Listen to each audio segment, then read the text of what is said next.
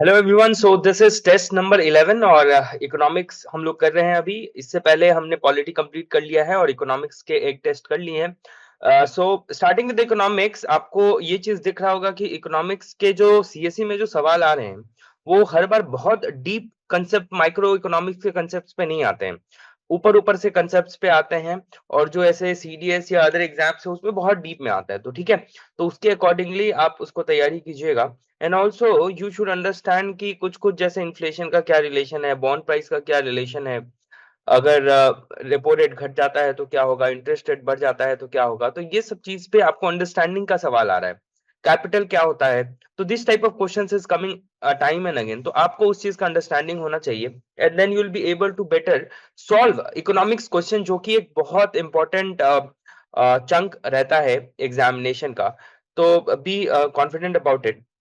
While going through the test one by one, you will have the knack to solve economics question which you might not know factually also. तो ये धीरे धीरे होगा। Obviously there is a mix and match कि कितना आप solve कर सकते हैं नहीं कर सकते हैं, but PYQ से आपको एक understanding आ जाएगा and that will help you a lot.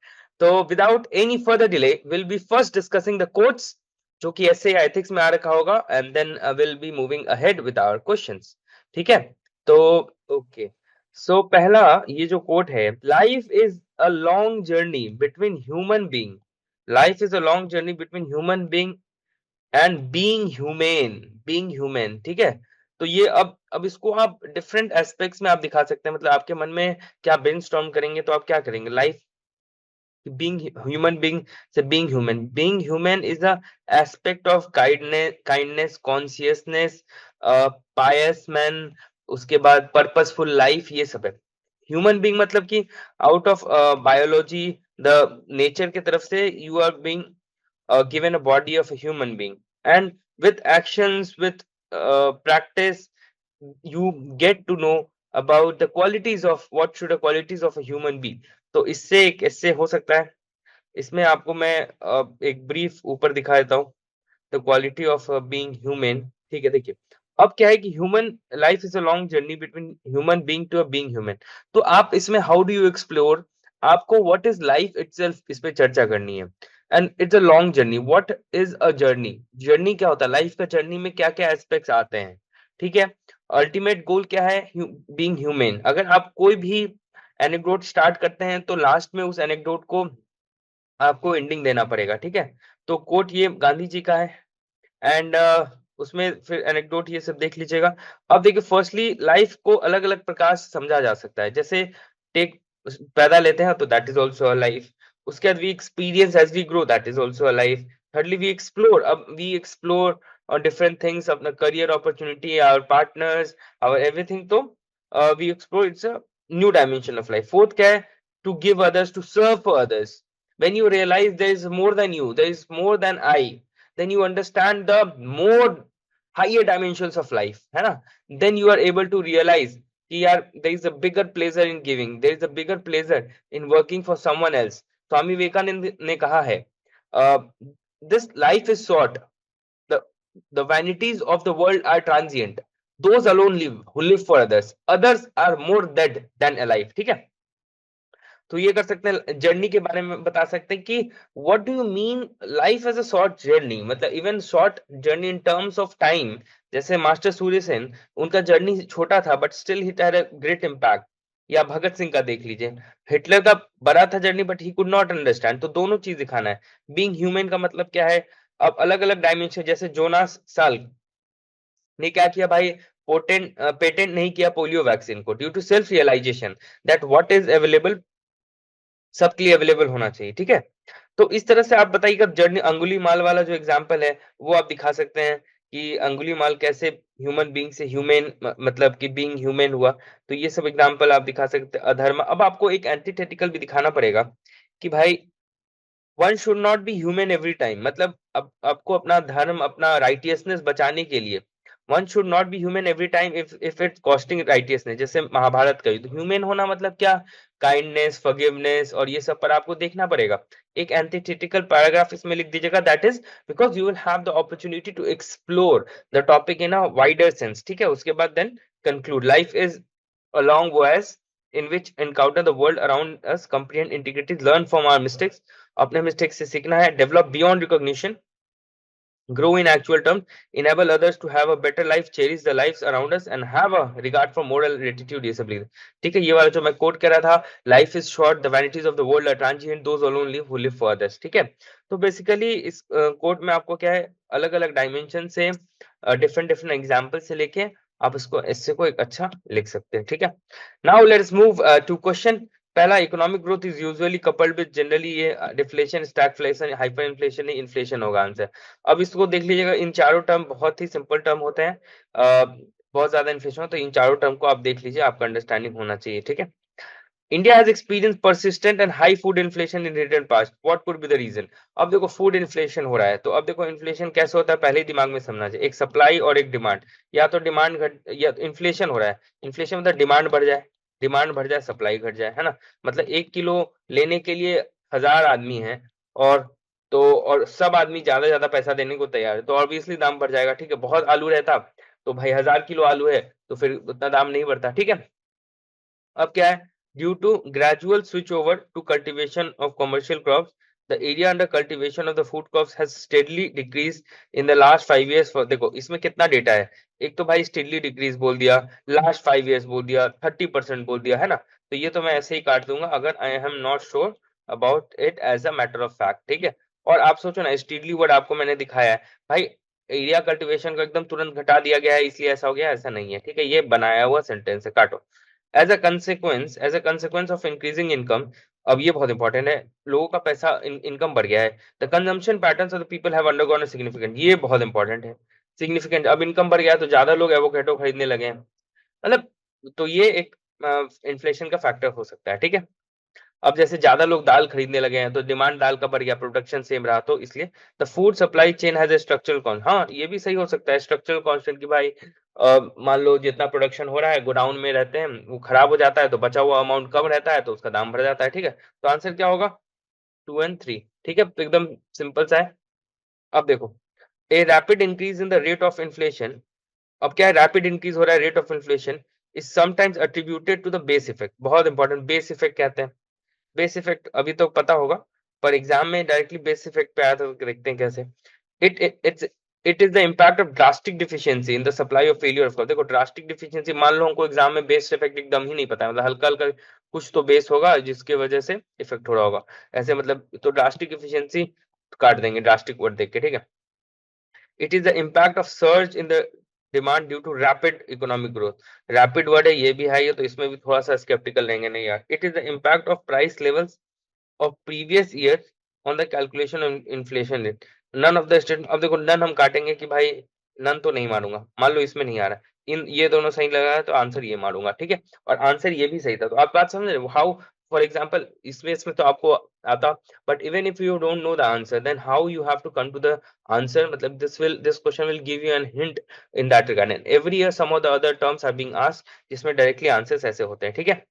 अब देखते हैं, the lowering of bank rate by Reserve Bank of India leads to lowering of bank rate कम हो गया है, the lowering of bank rate by Reserve Bank of India leads to, अब देखो क्या, bank rate कम हुआ है, इसका मतलब क्या हो गया, रिजर्व बैंक ने बैंक रेट कम कर दिया, तो जो बैंक है, मतलब कि जो कमर्शियल बैंक्स हैं उनके पास क्या होगा, मतलब बैंक रेट कम कर दिया, बैंक रेट क्या होता है पहले समझो, कि ज्यादा मनी अवेलेबल हो जाएगा मार्केट में, more liquidity in the market will make borrowing from RBI cheap, will eventually increase in money supply in the market.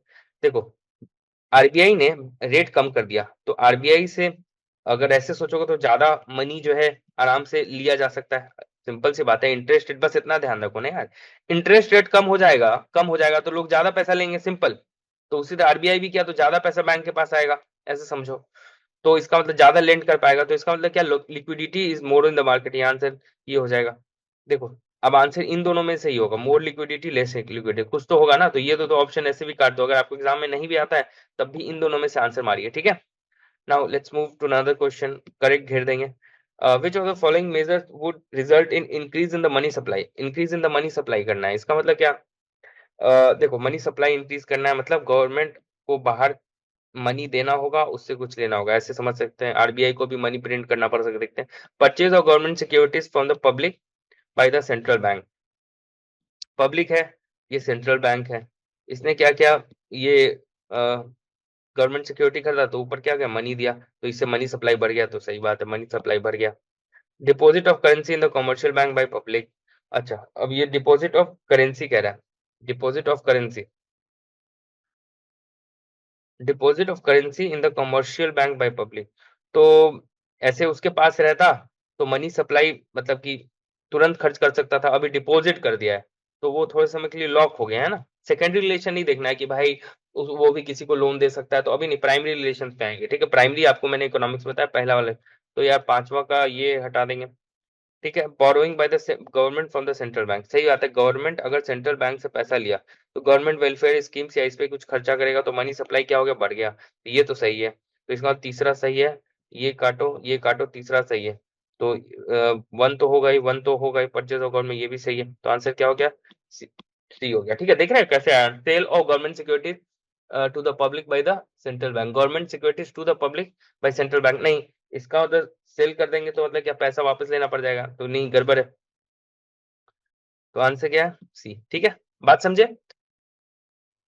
दिक्कत है तो आप टेलीग्राम पे मेरे को बताइएगा, I will clarify it again. Important सवाल है, ऐसे सवाल बहुत सारे आएंगे अभी, ठीक है। The Reserve Bank of India acts as a banker's bank, this would imply which of the following, other banks retain their deposit with RBI, ठीक लग रहा है। RBI lend funds to the commercial bank in times of need, एकदम सही। The RBI advises the commercial bank on advice तो कर ही सकता है ना आरबीआई की, भाई ऐसे करो वैसे करो, ठीक है, तो इसमें दिक्कत क्या है, एडवाइस तो कर ही सकता है, तो आंसर क्या होगा, डी। तीनों स्टेटमेंट कुछ ऐसा फाइनेंशियल का ये नहीं था कि कैश रेपो रेट ऐसा होगा, मतलब कि बहुत ब्रॉड स्टेटमेंट्स था एंड होलिस्टिक स्टेटमेंट्स था, ठीक है। In the context of open market operation, in the context of Indian economy, open market operation refers to borrowing by scheduled banks from RBI. Borrowing by scheduled banks in the context of Indian economy, open market operation refers to borrowing by scheduled bank from RBI, ठीक है। Lending by commercial bank to industry and trade, ठीक है। Purchase and sale of, ठीक है, open market operation, ये simple हम लोग पता है, आंसर क्या होगा, सी हो जाएगा, ठीक है। Consider the following, which of the following statements is are correct? Inflation benefits debtors. Sorry. Inflation benefits debtors. Debtors मतलब क्या? Creditors मतलब जो उधार देता है, डेटर मतलब जो उधार लेता है, बात समझो, बस डेटर और क्रेडिटर के समझे समझो। मान लो जब वो उधार दिया था, मान लो ए ने बी को उधार दिया 100 रुपए और कहा 10% इंटरेस्ट रेट पे लेंगे, तो उस समय एक एक किलो जो आलू है 110 केजी का था, ठीक है।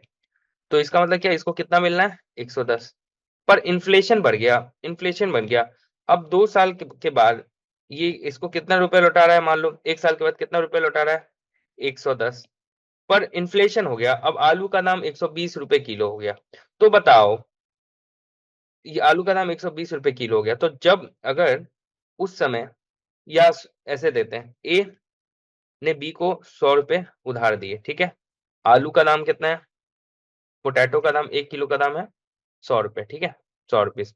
नाउ अब जब ये जो है एक 10% इंटरेस्ट में 1 साल के बाद इसको कितना पैसा देगा भाई, 10%, 110 रुपए, पर इन्फ्लेशन की वजह से आलू का दाम 120 रुपया हो गया, तो अब बताओ फायदा किसको हुआ भाई, इसको हुआ ना, कि ये जितना लिया उससे कम दे रहा है एक्चुअली, मतलब मान लो ये 1 किलो आलू का दाम का पैसा लिया है, पर दे 1 किलो से भी कम का रहा है ना, पर रेट तो 10% है, ठीक है।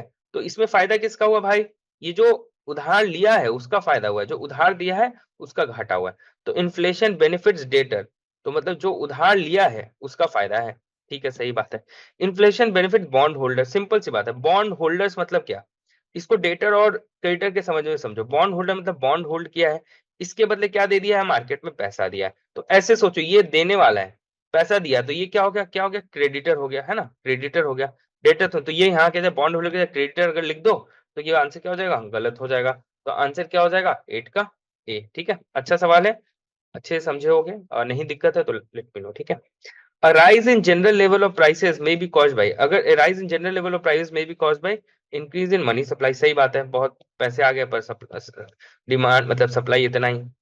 A decrease in aggregate level of output, a decrease in aggregate level of output क्या कह रहा है, rise in general level of prices, price बढ़ गया है। A decrease in aggregate level of output, अगर आउटपुट मान लो प्रोडक्शन ही कम हो रहा है तो दाम बढ़ जाएगा। पहले प्रोडक्शन मान लो प्याज का बहुत प्रोडक्शन था तो दाम घटा हुआ है, प्रोडक्शन ही कम हो जाएगा तो दाम तो बढ़ ही जाएगा, सही बात है, ये भी सही लग रहा है। An increase in the effective, ये भी सही, तो आंसर क्या हो गया, तीनों, D. The Reserve Bank of India regulates the commercial bank, reserve Bank of India जो कमर्शियल बैंक को रेगुलेट करता है, एक होलिस्टिक है, सब में ही होगा, जैसे liquidity of assets, branch expansion, merger of bank, binding of bank, सब सही, ठीक है। देखिए आरबीआई वाले में सारा ही सही हो रहा था, ऊपर भी मतलब अगर कोई और डायबोलिकली अलग टाइप का कुछ नहीं है तो otherwise it will be correct.